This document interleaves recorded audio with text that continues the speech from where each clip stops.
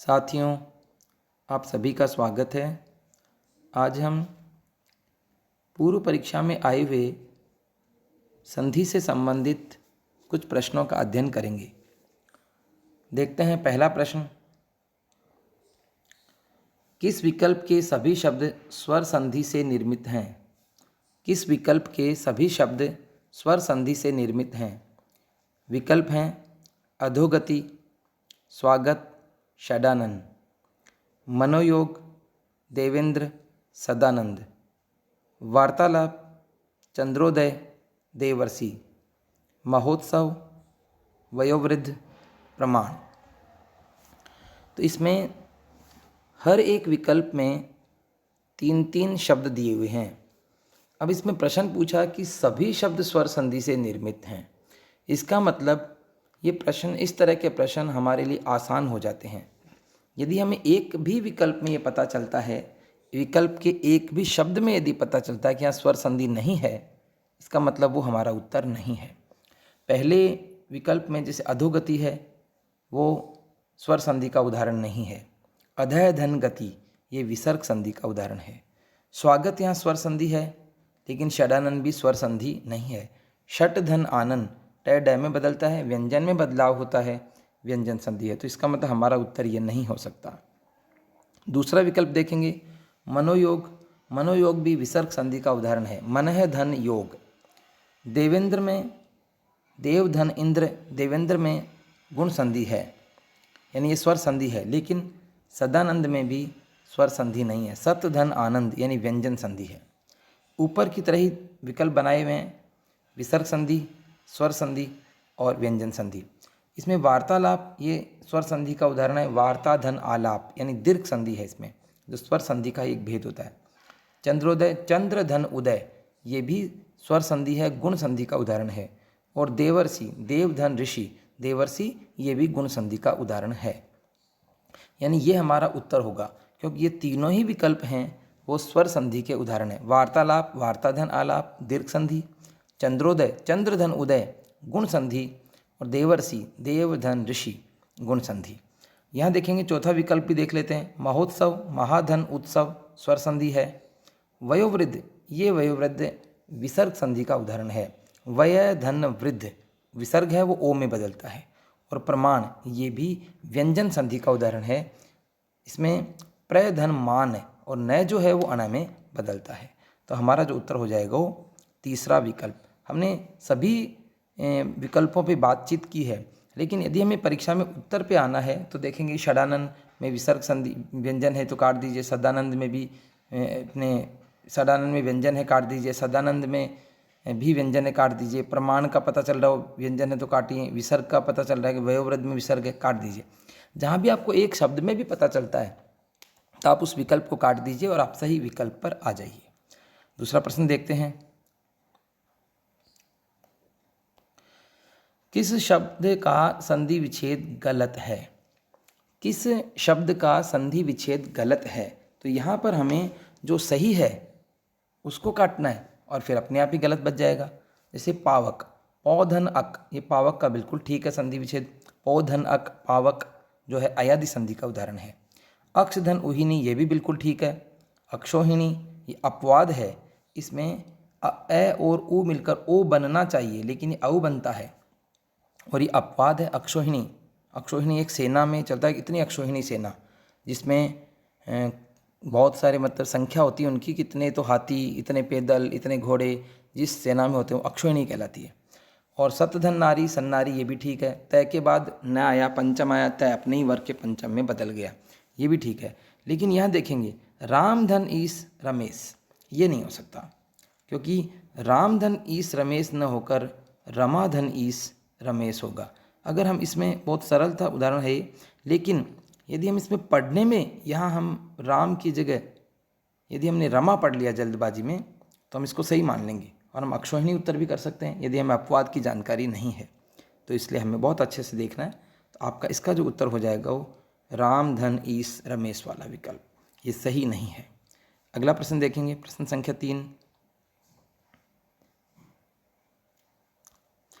इनमें से कौन सा संधि शब्द सही नहीं है? वही बात होगी, इसमें गलत है, इसमें सही नहीं है।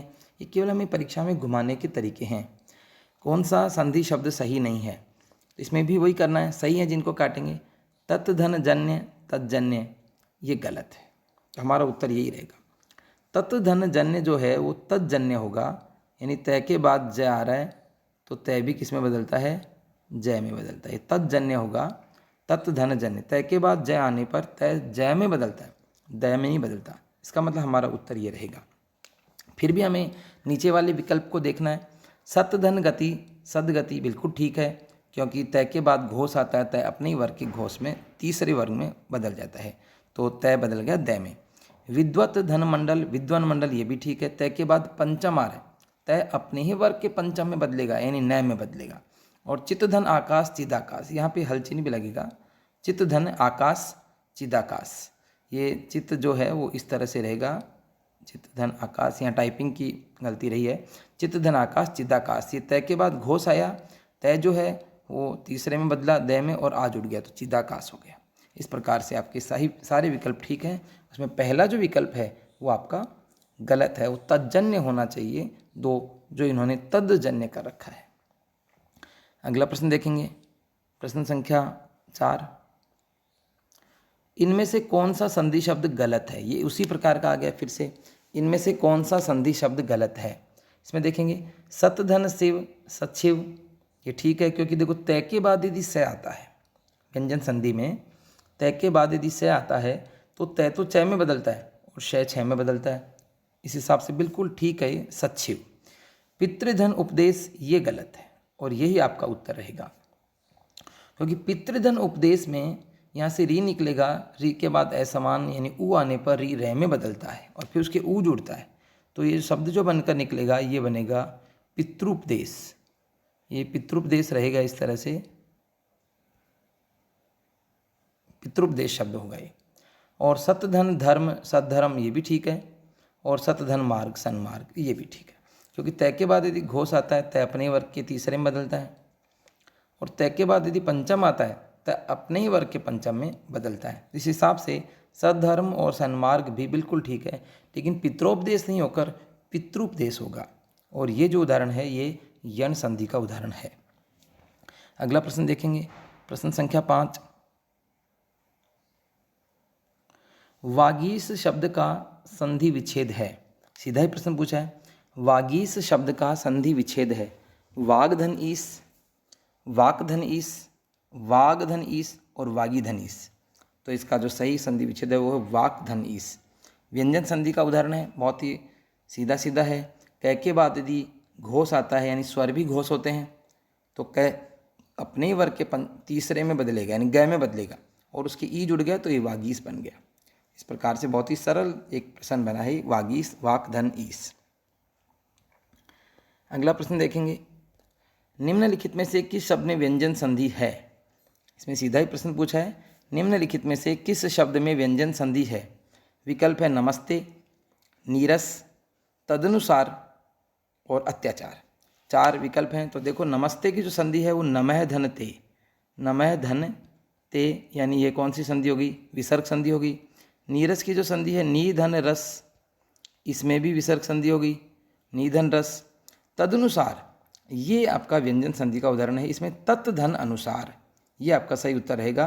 तत् धन अनुसार, तय के हल चिन्ह लगेगा और अनुसार आएगा, तो तय जो है वो दय में बदलेगा, फिर ए उसमें जुड़ने पर वो पूरा दय हो जाएगा, तदनुसार। और अत्याचार जो है वो अति धन आचार यानी अत्याचारी यण संधि का उदाहरण है।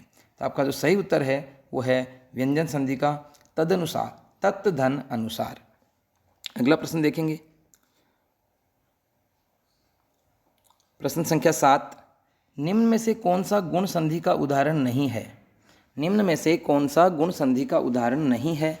विकल्प हैं इसके सर्वेश्वर, गंगोर्मी, महर्षि और पृथ्वीशर।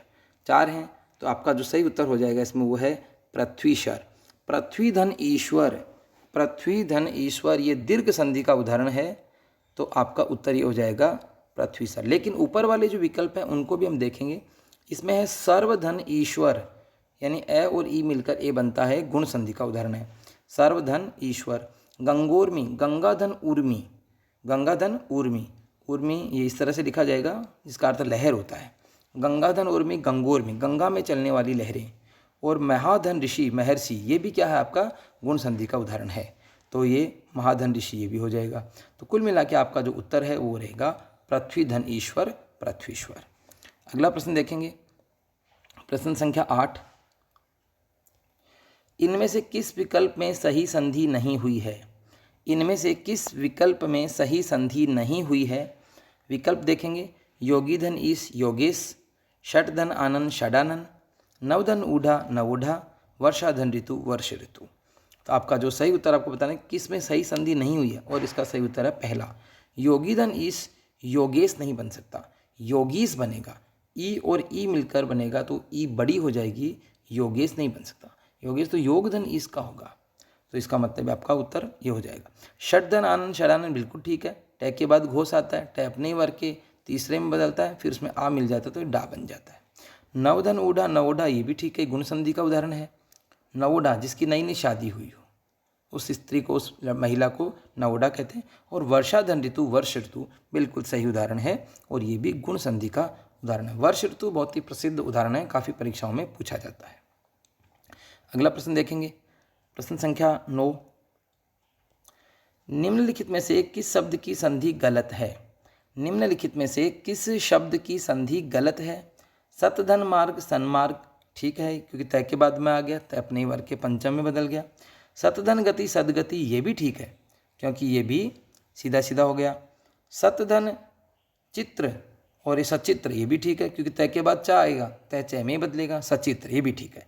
सतधन शास्त्र सदशास्त्र ये गलत है, क्योंकि सतधन शास्त्र जो होता है वो सछास्त्र होता है, इसका इस तरह से बनेगा सतधन शास्त्र सछास्त्र।